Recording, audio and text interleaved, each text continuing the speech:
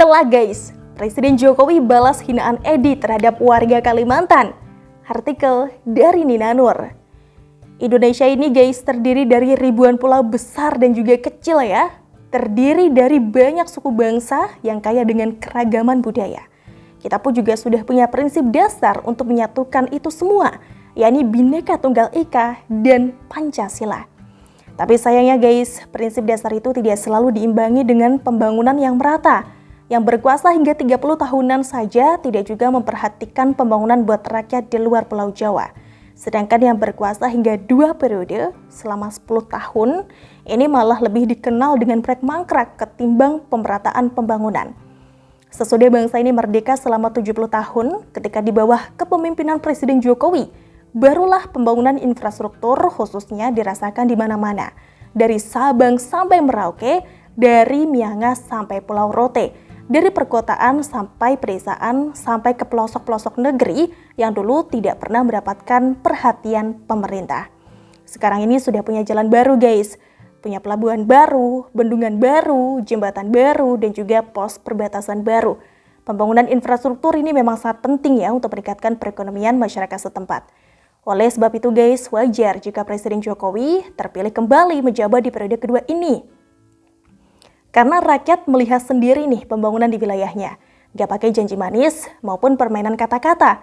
Semua jadi nyata di tangan Presiden Jokowi.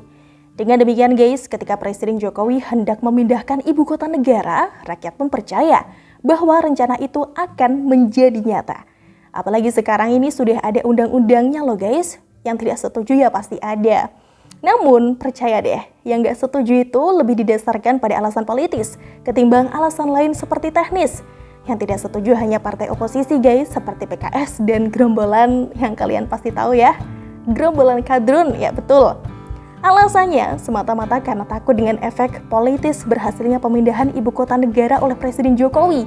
Karena jika program ibu kota negara ini sukses guys, maka posisi Presiden Jokowi akan semakin kuat sebagai tokoh yang dipercaya oleh rakyat. Model kepercayaan itu yang akan sangat berperan dalam pemilu guys.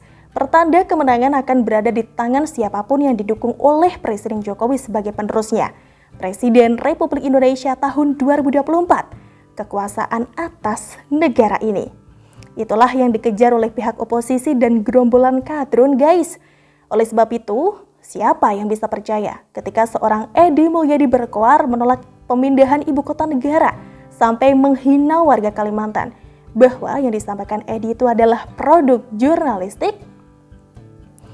Begitu gampang argumen itu dipatahkan oleh Dewan Pers guys. Apakah penghuni lokasi ibu kota baru itu genderuwo dan kuntilanak seperti yang dikatakan oleh Edi Mulyadi?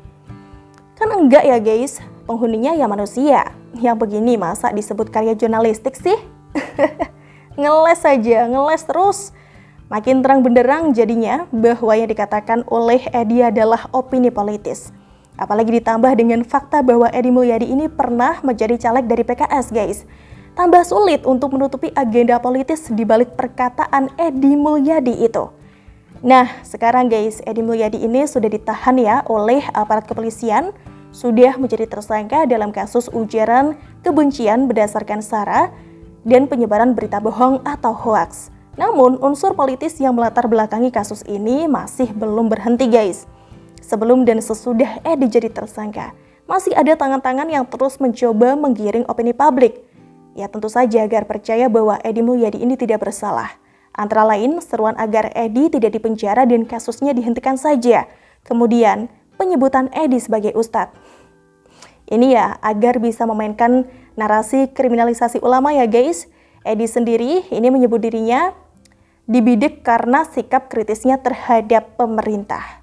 Dan ketika Edi ditahan guys, Rizik Syihab ini memberikan bingkisan sebagai pertanda dukungan terhadap Edi. Upaya-upaya semacam itu tidak akan berhenti guys, padahal sudah jelas loh ya, bahwa apa yang dikatakan oleh Edi adalah sebuah penghinaan, tempat jin buang anak, kuntilanak, dan genderuwo. Oleh sebab itu guys, saya kira Presiden Jokowi juga merasa perlu ya untuk memainkan langkah taktis. Pertama, untuk menggebrak semua upaya kubu oposisi dan kadrun dalam membenarkan tindakan melanggar hukum oleh Edi Mulyadi. Kemudian yang kedua, untuk memberikan perlindungan terhadap warga Kalimantan yang martabatnya sudah direndahkan dan dihina. Memang tugas presiden kan untuk melindungi dan membela rakyatnya. Nah akhirnya guys, tiba saatnya Presiden Jokowi melabrak Edi Mulyadi dan kawan-kawannya. Ini dilakukan Presiden Jokowi dalam kunjungannya ke Kalimantan Timur pada Senin lalu, tanggal 31 Januari. Bertempat di Bandar Udara Internasional Sultan Haji Muhammad Sulaiman, Kota Balikpapan, Presiden Jokowi mengadakan pertemuan dengan para tokoh masyarakat di sana. Berbagai tokoh pemimpin masyarakat itu menyampaikan aspirasi dan juga dukungannya terhadap pembangunan Ibu Kota Negara atau IKN guys. Sultan Kutai Kertanegara Muhammad Arifin ini menyatakan dukungan penuh 100% terhadap IKN. Sedangkan Sultan Pasir Muhammad Jarnawi menyatakan merasa yakin bahwa pemindahan Ibu Kota Negara ke wilayahnya akan membawa wajah baru dan martabat di dunia. Dukungan yang serupa pun juga dinyatakan oleh Kepala Adat Dayak Kenya, Ajang Tedong. Pernyataan dukungan yang juga menohok telak ke Edi Mulyadi ini disampaikan oleh Syarifuddin HR ya, selaku Ketua Kerukunan Bubuhan Banjar. Menurut Syarifuddin guys, penduduk Kalimantan ini adalah penduduk yang welcome, yang selalu bisa menghargai satu sama lain. Mak celep kan? Tamparan telak buat Edi Mulyadi dan para pembelanya. Sementara itu, Wakil Ketua 2 Keluarga Kerukunan Sulawesi Selatan, Andi Singkeru, memberikan contoh keteladanan yang sudah berlangsung lama antara masyarakat pendatang dari Sulawesi Selatan dengan warga asli Kalimantan. Andi Singkeru ini memaparkan bahwa mereka sudah lama guys hidup berdampingan dengan suku asli dari Kalimantan, di mana wilayah itu adalah wadah terbaik buat masyarakat dari manapun yang akan menempati IKN. Mak jelek lagi kan? Edi Mulyadi bagai kena tampar berkali-kali guys. Tempat jin buang anak katanya. Katamu, Edi? Pasarnya buat kuntilanak dan genderuwo juga katamu? Itu ada orang Dayak loh, ada orang Banjar dan juga ada orang Bugis. Mereka yang sudah lama hidup berdampingan di Kalimantan.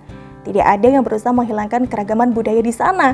Malah orang Kalimantan sangat membuka diri terhadap perubahan, terutama perubahan baik yang akan meningkatkan perekonomian dan mengangkat harkat derajat masyarakat. IKN Nusantara ini nantinya ditargetkan bakal masuk 10 besar kota paling layak huni di dunia loh guys. Tentunya dampak positifnya juga akan dirasakan ya oleh seluruh penduduk Pulau Kalimantan. Apakah Edi tidak mau masyarakat Kalimantan menikmati efek positif itu?